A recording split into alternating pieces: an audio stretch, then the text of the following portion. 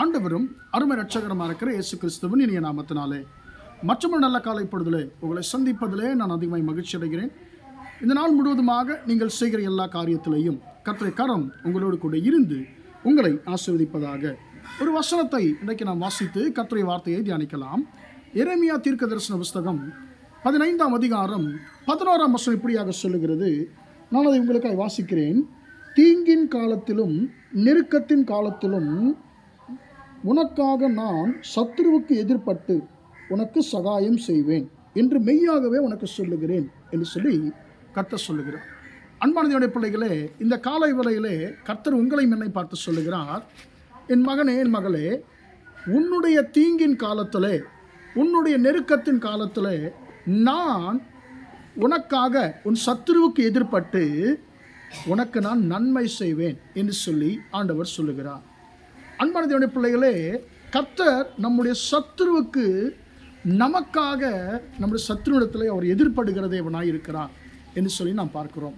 ஒரு நெருக்கத்தின் காலம், தீங்கின் காலம், சத்ரு நம்மை அழிக்க வகை தேடுகிற நேரத்தில் கர்த்தர் என்ன செய்வாராம்? நம்முடைய சத்துருவுக்கு அவர் எதிர்படுவாராம். இப்படி இந்த வசனத்தை நாம் வாசிக்கும் பொழுது நிச்சயமாக நமக்கு 2 பேர் ஞாபகத்துக்கு வரும். ஒன்று யாக்கோபு, இன்னொன்று பிலேயாம். நாம் யாக்கோபை குறித்து வாசிக்கிறோம். யாக்கோபை குறித்து நாம் ஆதியாகமம் 31ஆம் அதிகாரத்தை நாம் வாசிக்கிறோம். யாக்கோபு தன்னுடைய தகப்பன் வீட்டுக்கு அவர் திரும்பி போகிறார். 20 வருஷத்திற்கு பின்பதாக தன் தகப்பன் வீட்டுக்கு போகும்படியாய் கர்த்தர் கட்டளையிட்டதினால அவர் புறப்படுகிறார். அப்போது அதை அவருடைய மாமா கேள்விப்பட்டு என்ன செய்கிறார்? மீண்டுமாக அவரை பிடித்து கொள்ளும்படியாக லாபான் யாக்கோபை பின்தொடர்கிறதை பார்க்கிறோம்.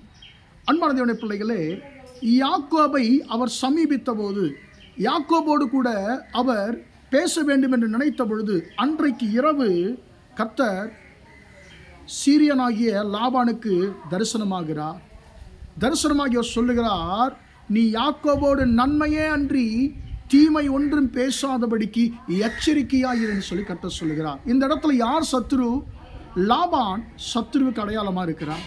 லாபானுடைய வேலை என்ன?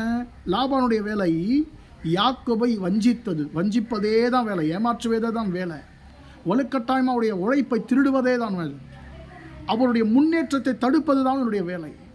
கர்த்தருடைய வாக்குத்தத்தம் என்ன? உன் தகப்பன் தேசத்துக்கு நீ திரும்பிப்போ, உனக்கு நன்மை செய்வேன்னு சொல்லி ஆண்டவர் சொன்னார். ஆனால் இந்த சத்ரு என்ன செய்கிறான்? கர்த்தருடைய வார்த்தை நிறைவேறாதபடிக்கு யாக்கோபை பிடித்து கொள்ள முயற்சி செய்கிறான். யாக்கோபை இழுத்து பிடித்து தனக்கு அடிமையாக வைத்துக் கொள்ள முயற்சி செய்கிறான். அன்பான பிள்ளைகளை, யாக்கோவுக்கு உதவி செய்வதற்கு அங்கே யாரும் இல்லை. ஆனால் யாக்கோபோடு கர்த்தர் இருந்தார். கர்த்தர் என்ன செய்தார்? யாக்கோபுடைய சத்துருவாகிய லாபானுக்கு அவர் எதிர்பட்டார். சொப்பனத்தில் அவருக்கு எதிர்படுகிறார். சொல்லுகிறார், யாக்கோபு என்னுடைய மகன், நீ யாக்கோபோடு நன்மையே என்று தீமை மட்டும் பேசாதபடிக்கு ஜாக்கிரதையார் என்று சொல்லி சொன்னார். அன்பான தேவனுடைய பிள்ளைகளே, யாக்கோபை பார்த்து லாபான் சொல்லுகிறான், உங்களுக்கு பொல்லாப்பு செய்ய எனக்கு பலன் இருக்கிறது. யாக்கோபே, நான் நினைத்தால் என்ன வேணாலும் ஒன்று செய்ய முடியும். ஆனால் உன் தேவனாகிய கர்த்தர் எனக்கு கட்டளையிட்டிருக்கிறார், என்னை கடிந்து கொண்டிருக்கிறார், என்னை எச்சரித்திருக்கிறார். நீ யாக்கோபோட நன்மையை தவிர தீமை பேசாதபடிக்கு எச்சரிக்கையாயிரு என்று சொல்லுகிறான்னு சொல்லி சத்ரு சாட்சி சொல்லுகிறதை பார்க்கிறோம். அன்பான தேவனுடைய பிள்ளைகளே, உங்களுக்காக உங்கள் சத்ருவுக்கு கர்த்தர் எதிர்படுகிற தேவனாக இருக்கிறார். உங்களுக்கு நான் நிச்சயமாக நன்மை செய்வேன் என்று மெய்யாகவே கர்த்தர் நம்மை பார்த்து சொல்லுகிறார். அன்பான தேவனுடைய பிள்ளைகளே, சத்ரு யார் சொல்லியும் உங்களுக்கு விரோதமாக செயல்படுவதை நிறுத்த மாட்டேங்கிறானா? சத்ரு எவ்வளவுதான் நீங்களும் கெஞ்சினாலும் சத்ரு உங்கள் வார்த்தைக்கு செவி கொடாமல் உங்களுக்கு விரோதமாக செயல்பட்டு கொண்டிருக்கிறானா?